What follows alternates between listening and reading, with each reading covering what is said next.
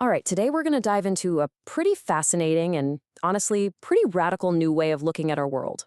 It's an idea that takes all the chaos we see in global politics and completely reframes it, not as a system that's breaking down, but as a system that's actually being born. I mean, you turn on the news, right? And it feels like a constant barrage of chaotic, zero-sum conflicts. You've got nations competing for resources, for influence, for power. It can all feel so random, so wasteful, just, deeply dysfunctional. But what if all that turbulence isn't a malfunction? What if it's actually a necessary, and painful part of a global developmental process? What if we're not watching an old system die, but instead we're feeling the birth pangs of a brand new one? And that, right there, is the core idea we're exploring, the global embryo theory. It suggests we should stop looking at the world as a finished, adult organism that's gotten sick, and instead see it as a dynamic, developing embryo that is still figuring out what it's going to be. Okay, so let's start with what's probably the most counterintuitive part of this whole thing, the role of conflict. Because in this way of thinking, things like war and competition, they aren't just destructive, they're actually creative. In biology, nothing gets built without pressure. There's this process called morphogenesis. It's literally how an organism gets its shape. And it is not a peaceful process. You have cells competing for resources, for signals. All of this friction is what actually creates structure out of a formless blob. And this idea just completely flips the script on how we view global competition. The standard view, it's a bug, a flaw in the system that we need to fix. But the embryo view says, no, that's a feature. That pressure is the very thing that forces us to develop and to innovate. So, here's the crucial point. All these historical conflicts are actually seen as the engines that build the superorganism's essential systems. Think about it. The Cold War's space race. That wasn't just about planting a flag on the moon. It forced the creation of incredible technology we use every day.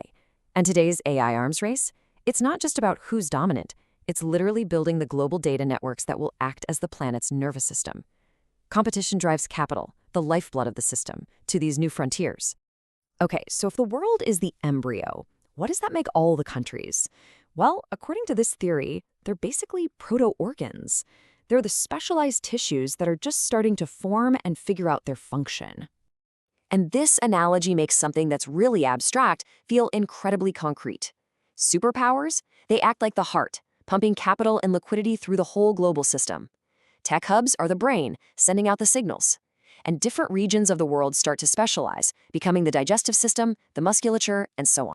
But just like in a real embryo, the system starts out messy. It's got redundant parts. See, an embryo actually produces way more cells than it needs, and then this process of competition and selection comes in and prunes away the extras.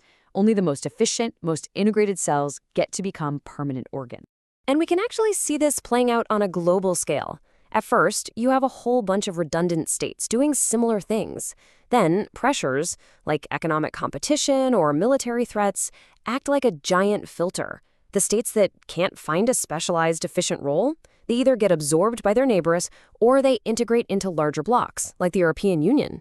It's not seen as a failure, it's just the system streamlining itself. So where is all this developmental chaos actually going? I mean, if we're in this turbulent, messy growth phase, what does the adult version of the world even look like? Well, the theoretical endgame is a biological concept called homeostasis. This is that mature state where an organism can just maintain a stable internal balance. In your body, your heart isn't trying to outcompete your lungs. They work together in this incredible state of cooperation because the survival of the whole body depends on it. And this chart really just spells it out. Right now, in what this theory calls the embryonic stage, the system prioritizes growth at all costs, building new industries, expanding influence. But in the mature, homeostatic stage, that priority is expected to completely flip. The focus would shift to just maintenance, resilience, and the overall stability of the entire organism. In this mature phase, the theory suggests that borders would finally stabilize, kind of like the membranes around our organs. Zero-sum competition would naturally fade away, replaced by cooperation. In these global systems, like international law and finance, they would function like hormones, regulating the entire body to prevent what you could call autoimmune flare-ups, which, in this analogy, are wars. So let's bring this all home. What's the final and maybe most provocative takeaway from looking at the world this way? What does it mean for us living through this period right now? This single quote really captures the theory's whole optimistic, if, challenging view of our era. It suggests that all the conflict, all the competition, the instability we see every single day, they aren't signs of an ending. They're the necessary and totally unavoidable struggles of a beginning. And that really leaves us with one final thought to chew on.